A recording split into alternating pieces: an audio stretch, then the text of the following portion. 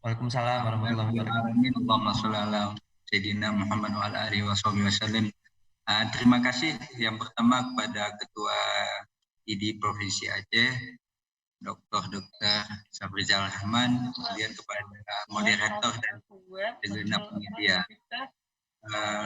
Beda-beda. Ya. Kalau memang dari swab orofaringan negatif harus cok. Halo. Silakan dokter. Ya udah kelihatan?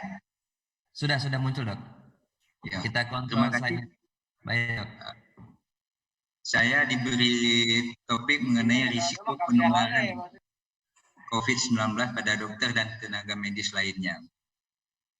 Mohon maaf tadi sebenarnya saya giliran pertama berhubung PowerPoint saya belum bisa masuk, jadi saya kena giliran kedua. Terima kasih kepada Dr. Zinat Hayati yang sudah tampil di sesi pertama. Kita ketahui bahwa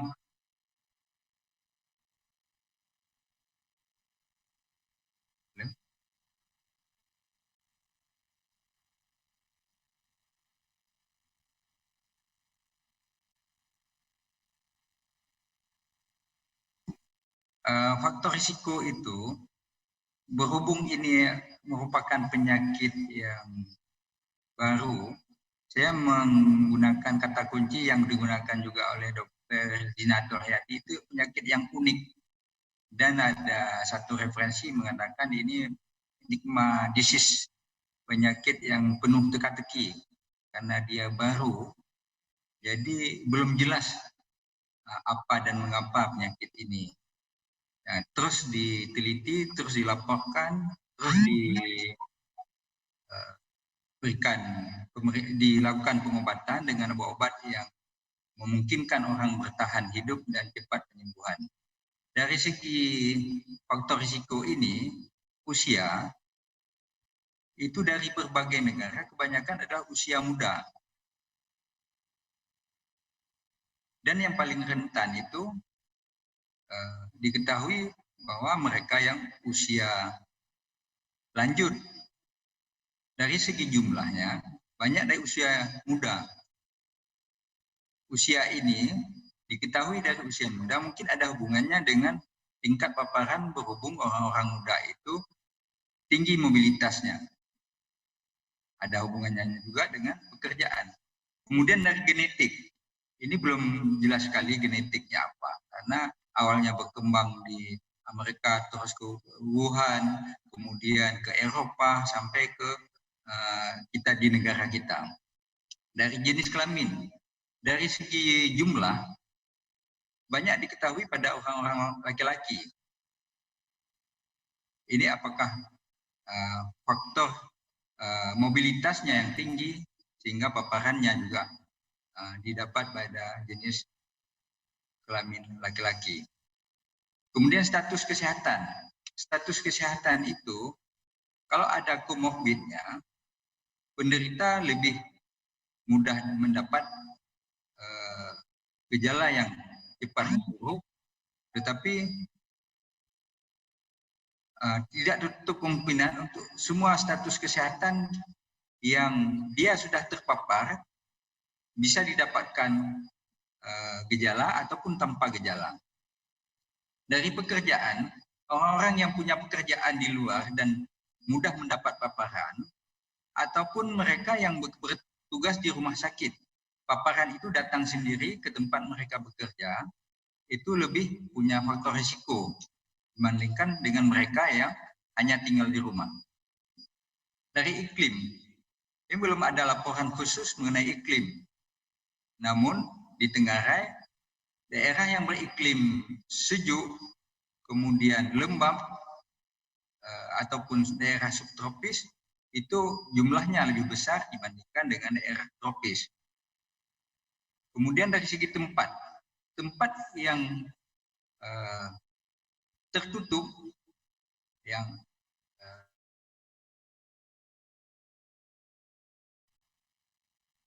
kemudian tempat pekerjaannya itu potensial banyak mendapat paparan, itu lebih berisiko dibandingkan dengan yang kurang mendapat paparan atau kontak dengan orang yang sudah mengalami paparan infeksi COVID ini.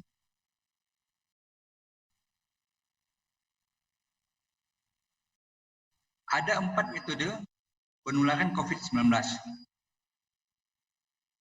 Baik itu kontak langsung, ataupun tidak langsung maupun fekal oral. Yang kontak langsung itu adalah kontak fisik. Makanya orang-orang dilarang punya kontak fisik, dilarang berjabat tangan, dilarang cipika-cipiki. Kemudian dilarang menyentuh seseorang tanpa menggunakan pelindung tangan, misalnya handscoon. Sedangkan kontak tidak langsung itu bisa dari akibat menghirup udara napas di sekitar kita, misalnya droplet ataupun aerosol. Droplet itu biasanya didapatkan bila jarak kontak kita dengan penderita sekitar di bawah 2 meter. Namun dari beberapa penelitian itu sudah berkembang. Makanya ini dikatakan unik atau penuh teka-teki. Bahwa dari aerosol pun kita akan bisa mendapatkan paparannya. Terutama daerah-daerah yang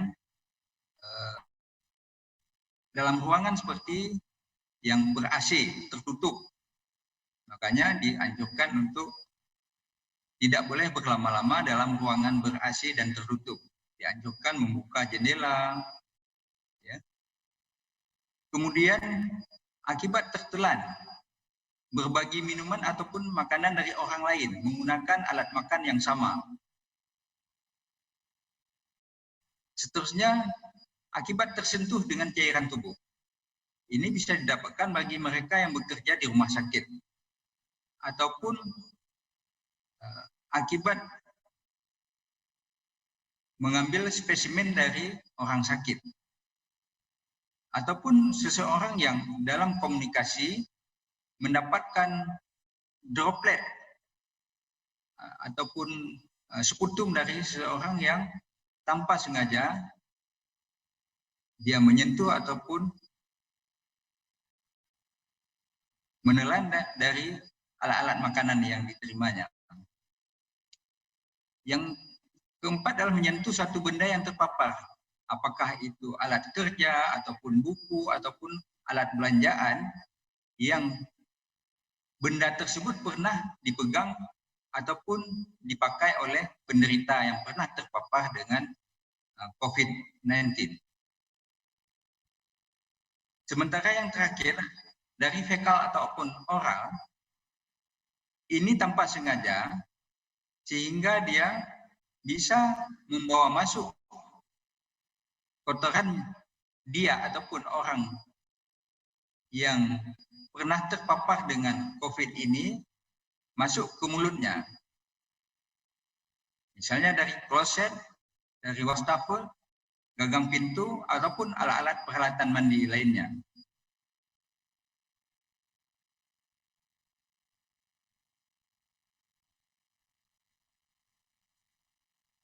Sedikit kita perlu mengetahui mengenai sistem pertahanan hidung. Karena salah satu port entry itu adalah melalui hidung.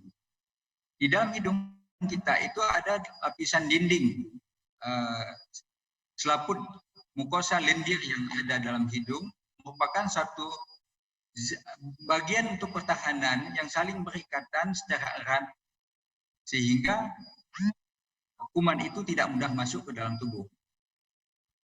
Selaput lendir ini menghasilkan zat mukus yang fungsinya juga untuk melindungi permukaan mukosa lendir itu.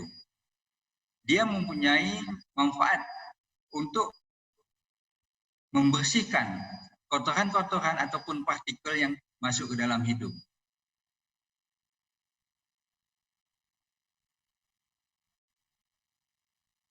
Sistem pertahanan hidung itu baik terhadap partikel bakteri maupun virus itu diatur oleh kecepatan daripada mukosiliar. Mukosiliar itu bila dia sehat maka fungsinya akan lebih bagus dibandingkan ada patologi di dalamnya.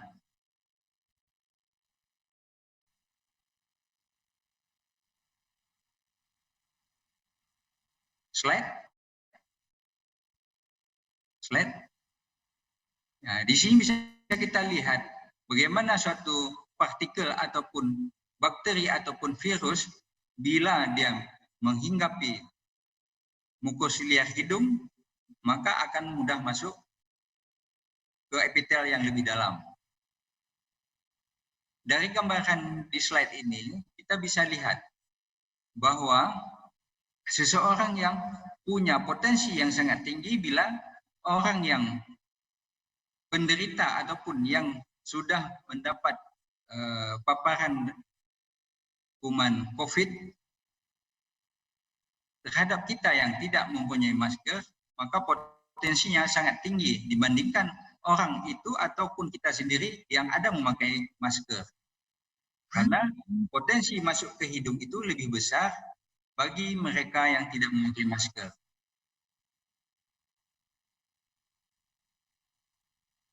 Slide.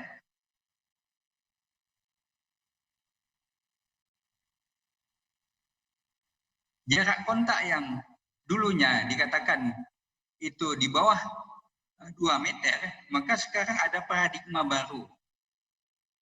Di bawah 2 meter itu lebih besar potensinya dibandingkan lebih daripada 2 meter. Oleh karena itu, perlu upaya-upaya untuk mengurangi faktor risiko ini melalui upaya pencegahan yang baik dari diri kita sendiri maupun dari pihak luar. Dari pihak kita sendiri ada upaya menjaga hygiene. Misalnya cuci tangan dengan 6 langkah metode yang dianjurkan oleh WHO.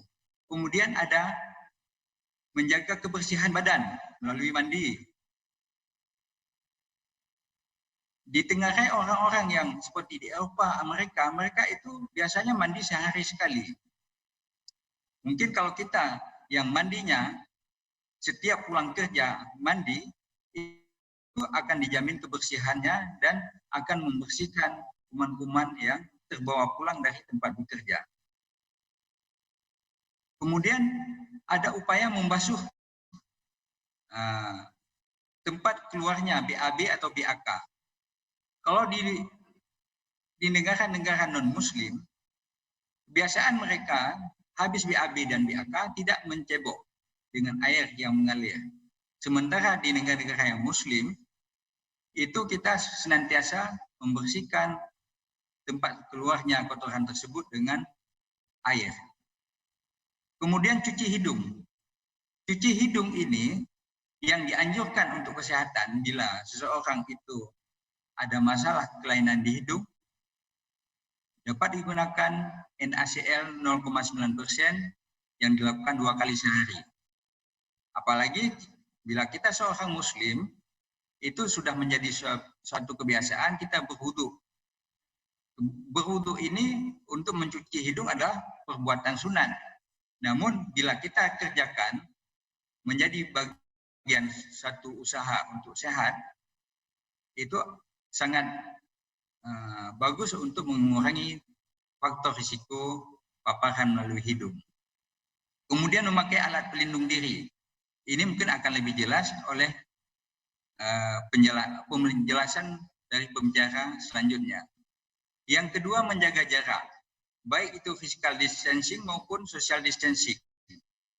Ada upaya-upaya tidak ada kontak dengan penderita. Kita tidak mengetahui penderita itu apa. Kita tidak mengetahui seseorang yang berhadapan dengan kita apakah dia itu sudah terpapar ataupun tidak.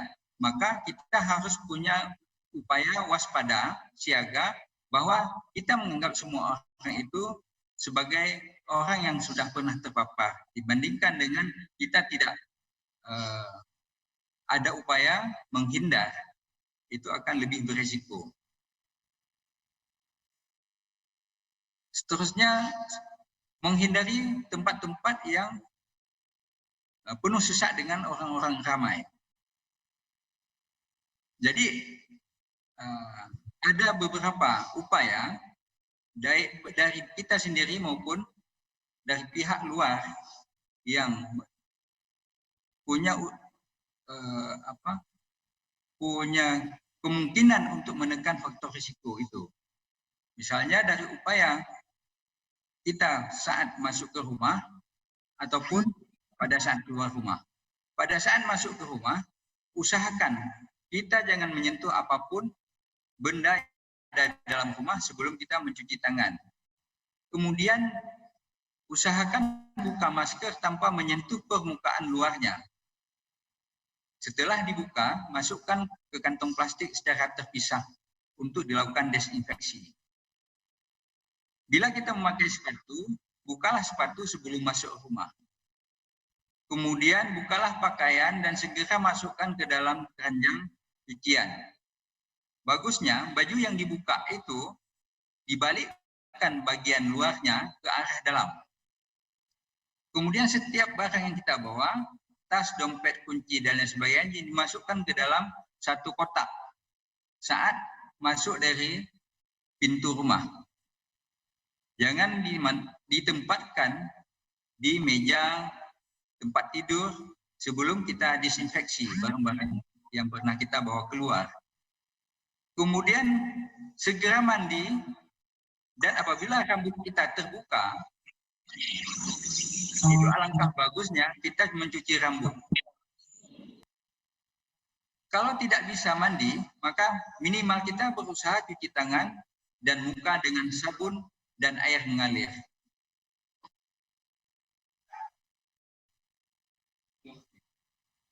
Kemudian jangan lupa bersihkan setiap permukaan atau benda yang pernah dibawa dari luar masuk ke dalam rumah.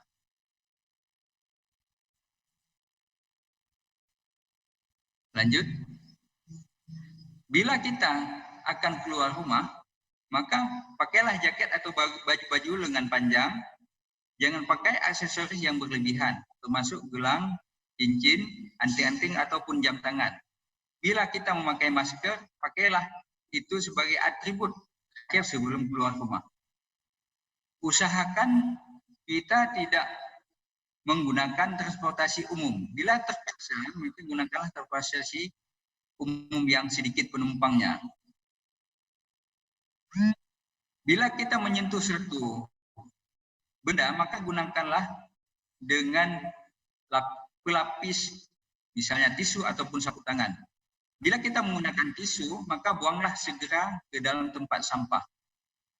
Sementara bila kita batuk ataupun bersin, lakukanlah etika batuk atau bersin dengan cara menutup hidung ataupun mulut menggunakan lengan atas ataupun bagian dalam baju ataupun jilbab ataupun sapu tangan. Hati-hati menggunakan hand sanitizer, karena bila berlebihan dia dapat membunuh bakteri yang bermanfaat untuk tubuh ataupun merusak kulit. Sebaiknya kita mencuci tangan itu menggunakan air mengalir dan sabun biasa. Janganlah menyentuh wajah sampai tangan benar-benar sudah bersih. Kemudian hindari atau tidak berlama-lama pada tempat keramaian, apalagi pada saat kita bekerja ataupun pada saat kita sedang merawat pasien. Kemudian hindari tidak berlama-lama pada ruang yang ber-AC. Bila kita terpaksa harus berlama-lama karena tugas kita di dalam ruang ber-AC, maka alangkah baiknya ada exhaust fan atau jendela dibuka secara berkala. Misalnya 1 atau 2 jam sekali jendela dibuka sehingga terjadi pertukaran udara. Lanjut.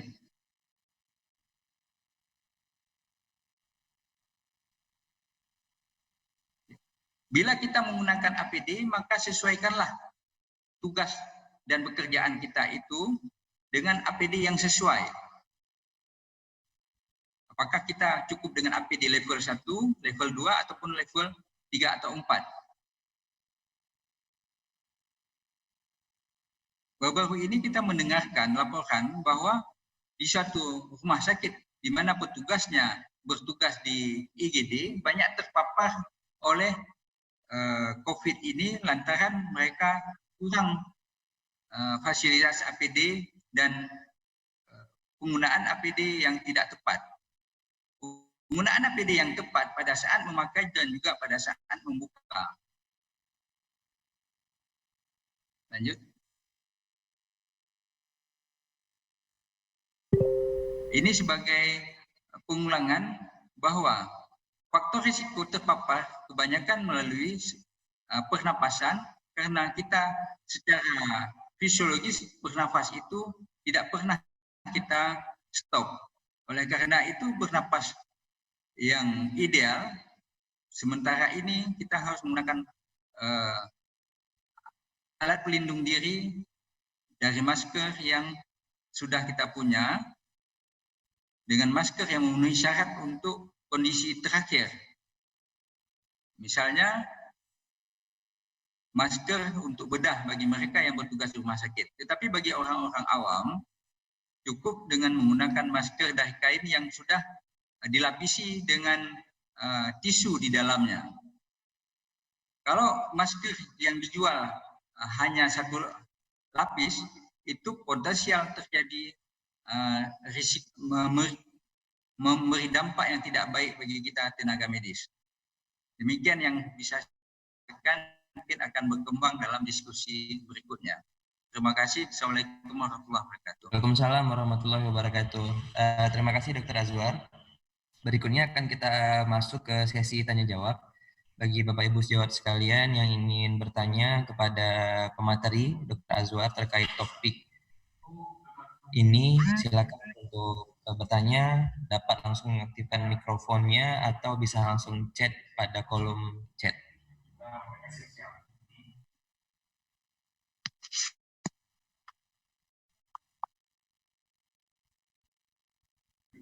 Pada kolom chat Dr. Azwar, apakah sudah ada dok yang bertanya?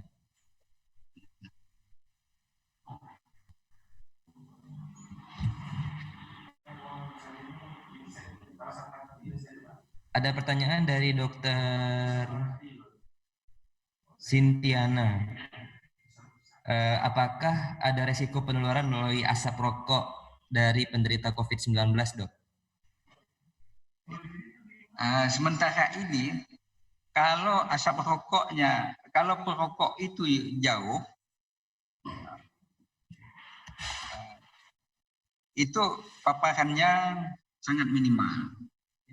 Saat ini belum ada laporan resmi yang mengatakan bahwa asap rokok itu bisa membawa, kecuali dalam asap rokok itu disertai adanya sekret dari dalam hidung ataupun dalam mulut. Kalau dia bernapasnya disertai oleh ingus, itu besar kemungkinan menjadi faktor risiko. Jadi kalau asap rokok murni belum ada laporan mengenai dampaknya. Baik, Dr. Azhar. Bagaimana Dr. Sintiana? Sudah ya, dok? Ya, sudah. Baik, selanjutnya ada pertanyaan dari Dr. Sri Gusti, dok.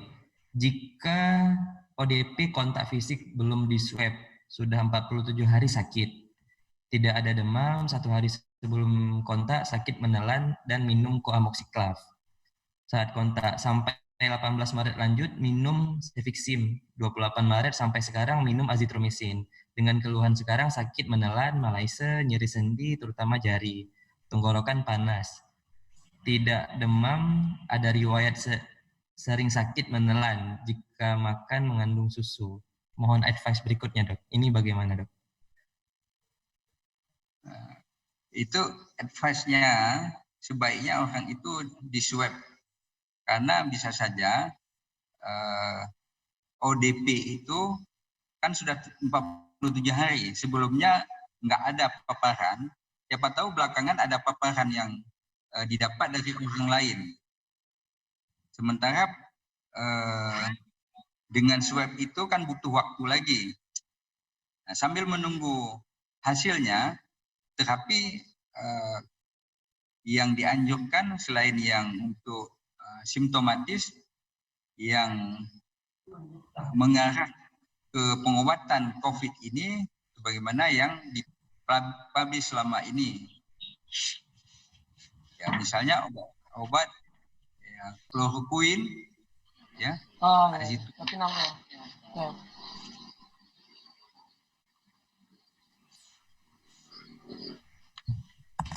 Baik, dokter.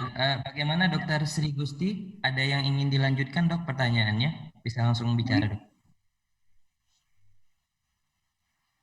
Dokter Sri?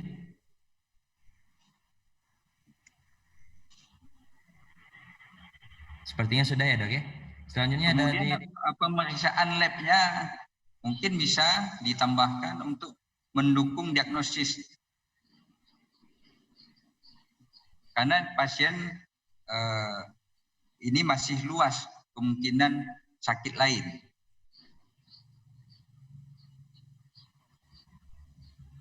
Baik. Selanjutnya ada dari Dokter Amrullah nih, dok. Mungkin topiknya terkait terus swab pemeriksaan. Dokter Sri, ada yang ingin didiskusikan lagi? Lagi cari. Halo, Dokter Sri. Mana nih mau bicara, nak speaker ya? Silakan. Sudah terdengar suaranya, dok. Oh ya, lagi lihat labnya ya, dok ya. Lagi cari labnya.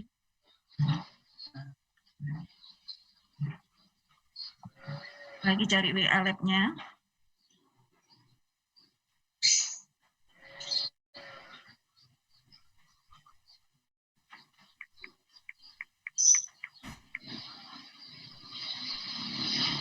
Kerja.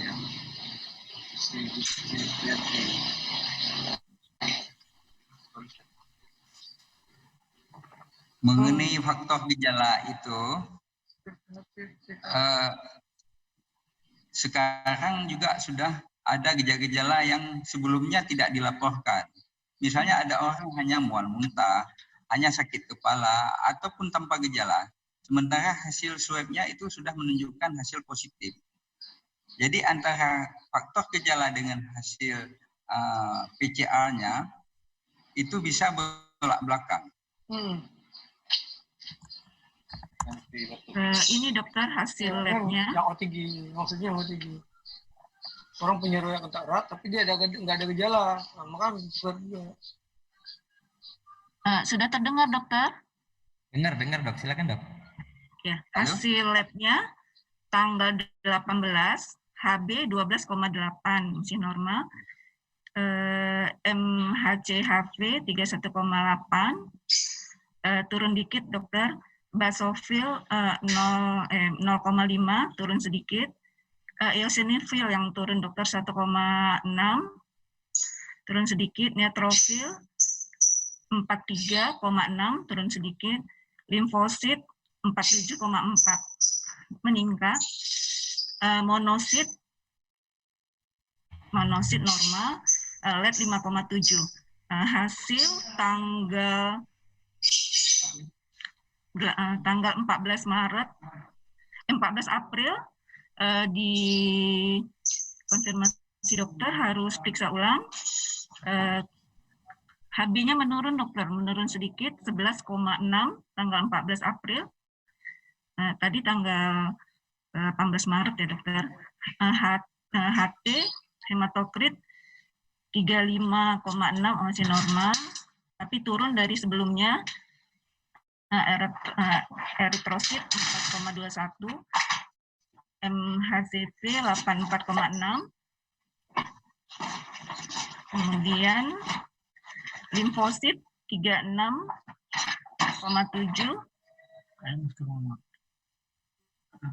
monosit normal 8,4.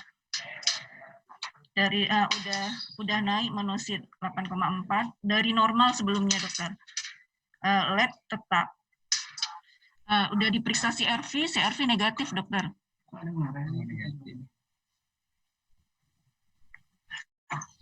Ya, kemungkinan itu infeksi tenggorok biasa ya. Tapi ya, mudah-mudahan tidak berkembang lebih jelek. Cukup istirahat, makan, minum saja yang untuk meningkatkan daya tahan tubuh, ya. Kemudian faktor stressing juga dikendalikan. Mudah-mudahan enggak ada masalah. Pasiennya boleh bekerja, dokter? Istirahat aja dulu, ya, untuk menghindari faktor paparan dari luar. Karena dengan kondisi demikian bisa saja dia akan terpapar dengan infeksi lain sehingga akan tumpang tindih dengan kondisi sekarang. Nggak perlu di swab ya dokter ya? Itu karena yang sebelumnya kan sudah 47 hari. Iya, iya dokter. Itu untuk memastikan lebih bagus di swab. Oh iya, baik dokter. Swab 1 hari ya. Karena yang memastikan kan dari hasil pemeriksaan PCR. Baik dokter, terima kasih. Baik, terima kasih Dokter Sri. Selanjutnya ada 2 pertanyaan terakhir, Dok. Yang pertama ini datang dari Dokter Amrullah. Mungkin topiknya berkaitan dengan jenazah, Dok. Apakah jenazah pasien COVID ini harus ditunggu 6 jam dulu, Dok? Untuk menurunkan risiko infeksinya gitu, Dok. Sekarang kan sudah ada SOP bagaimana penanganan jenazah dengan COVID. Setiap petugas itu memakai APD yang lengkap. Mungkin tidak perlu menunggu sampai 6 jam. Dengan Berarti APD yang segera, lengkap, ya? mereka akan melakukan pemulasaran jenazah, akan melakukan fardu kifayah sesuai standar atau SOP yang sudah ditetapkan.